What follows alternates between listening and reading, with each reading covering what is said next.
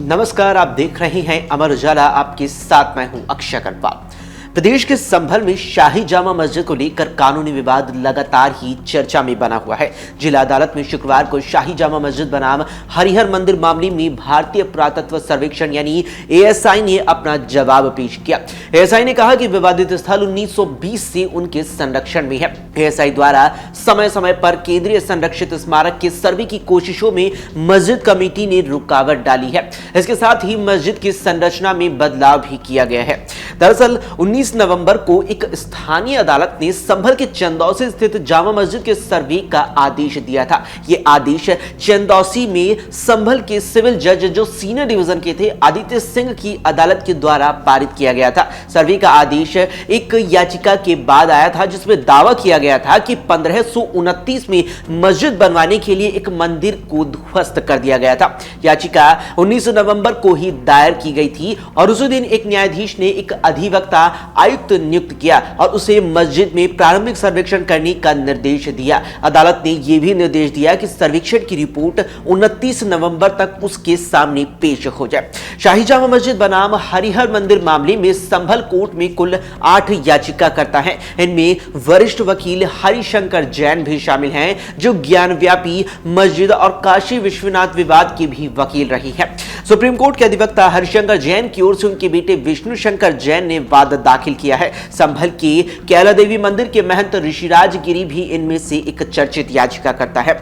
इस मामले पर अधिवक्ता विष्णु शंकर जैन ने दावा किया है कि संभल में हरिहर मंदिर था जिसे तोड़कर जामा मस्जिद बना दी गई। जैन ने दावा किया कि इतिहास में ऐसा प्रमाण मिलता है कि 1529 में बाबर ने हरिहर मंदिर को एक मस्जिद में तब्दील कर दिया था। इसका जिक्र बाबरनामा में भी किया गया है। उन्होंने कहा कि कोर्ट के सामने यह भी बात कही गई है ताकि हरिहर मंदिर का सच सबके सामने आ सके।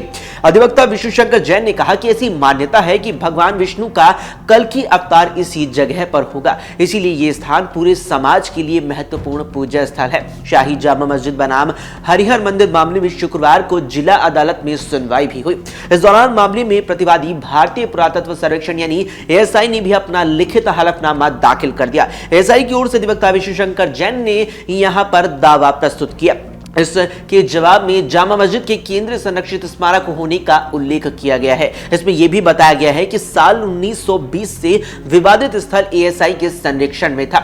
यहां पर एएसआई द्वारा कहा गया है कि मस्जिद के संरक्षण में यहां पर फेरबदल किया गया है। अवैध रूप से स्टील की रेलिंग लगाकर संरचना में बदलाव करने की एफआईआर भी करवाई गई थी। जवाब में यह भी कहा गया कि समय समय पर एएसआई द्वारा विवादित स्थल का सर्वे किया गया और कई बार मस्जिद कमेटी एएसआई सर्वे की टीम को सर्वे करने से रोक भी दिया था।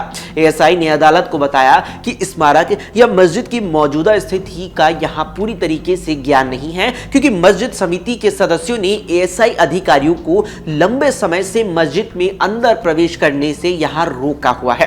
हालांकि एएसआई ने दावा किया है कि मुश्किलों का सामना करने के बावजूद उनकी टीम ने जिला प्रशासन की मदद से जब भी संभव हो सका स्मारक का निरीक्षण किया। हलफनामे में 25 जून 2024 की एक निरीक्षण रिपोर्ट भी शामिल की गई है जिसमें कहा गया है कि केंद्रीय रूप से संरक्षित स्मारक की मूल संरचना कई जगहों पर विकृत हो गई। रिपोर्ट में कहा गया है कि मुख्य भाग के अंदरूनी हिस्से में चमकीले रंगों का भरपूर इस्तेमाल किया गया और स्मारक का समग्र स्वरूप काफी खराब हो गया है। भारत में प्राचीन स्मारकों के संरक्षण से जुड़ा एक कानून है जिसे प्राचीन स्मारक तथा पुरातत्व स्थल एवं अवशेष अधिनियम 1558 के नाम से जाना जाता है।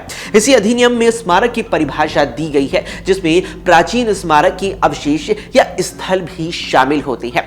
केंद्र सरकार ने साल 1958 के कानून के अंतर्गत 3600 से ज्यादा स्मारकों और स्थलों को राष्ट्रीय महत्व यहां घोषित कर दिया। इनमें से एक संभल की ये जामा मस्जिद भी शामिल है। एएसआई के मुताबिक जब किसी प्राचीन स्मारक को राष्ट्रीय महत्व का घोषित किया जाता है तो उसे सुरक्षित करना यहां अब उनकी जिम्मेदारी बन जाती है और उन्हें कहा भी जाता है। साल 1958 के अधिनियम के तहत कम से कम 100 साल से अस्तित्व में होने वाली कोई भी संरचना या निर्माण या फिर स्मारक या कोई टीला हो या दफनाने की जगह हो या इसके अलावा कोई गुफा हो, चट्टान, मूर्ति हो, शिलालेख हो या फिर मोनोलिथ हो जो ऐतिहासिक, पुरातत्विक या कलात्मक रुचि का हो, उससे प्राचीन स्मारक यहां माना जा सकता है या वो प्राचीन स्मारक हो सकता है। इतना ही नहीं, प्राचीन स्मारक के स्थल से सटा हुआ भूमि का वो हिस्सा जिसकी बाड़ लगाने या उससे ढकने या फिर ऐसे स्मारक को संरक्षित करने के लिए जरूरत हो सकती है और स्मारक तक पहुंचने के लिए साधनों को भी प्राचीन स्मारक कहा जाता है।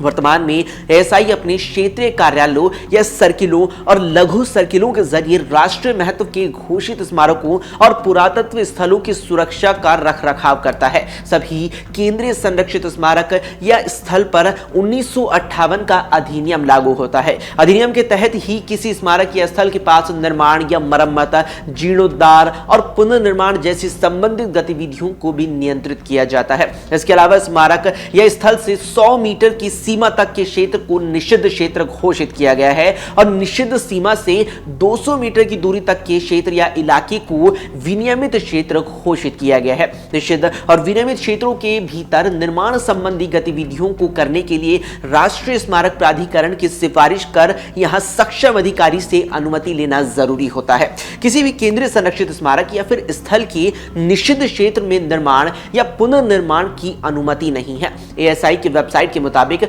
कोई भी व्यक्ति किसी संरक्षित स्मारक के भीतर ऐसा कोई काम नहीं करेगा जिससे स्मारक के किसी भाग को नुकसान पहुंचे या पहुंचने की आशंका हो। किसी संरक्षित स्मारक को नष्ट करना, हटा देना, उसे नुकसान पहुंचाना, उसमें बदलाव लाना, विरूपित करना, उसे खतरे में डालना या उसका दुरुपयोग करना, इसके अलावा संरक्षित स्मारक से किसी भी मूर्ति, नक्काशी, छवि, बेस रिलीफ, शिलालेख या अन्य सामान वस्तु को हटा देना दंड प्रक्रिया संहिता 1898 जो भारतीय नागरिक सुरक्षा संहिता 2023 में हो गई है उसमें संज्ञेय अपराध माना जाएगा। वहीं जो कोई संरक्षित स्मारक को नष्ट करेगा, हटाएगा, उसे नुकसान पहुंचाएगा, परिवर्तित करेगा या विरूपित करेगा या फिर उसे संकट में डालेगा, उसे 3 महीने तक के कारावास या 5,000 रुपए तक के जुर्माने या फिर दोनों से दंडित किया जा सकता है। अभी के लिए इतना ही। देश और दुनिया की तमाम खबरों के लिए आप देखते रहें अमर उजाला।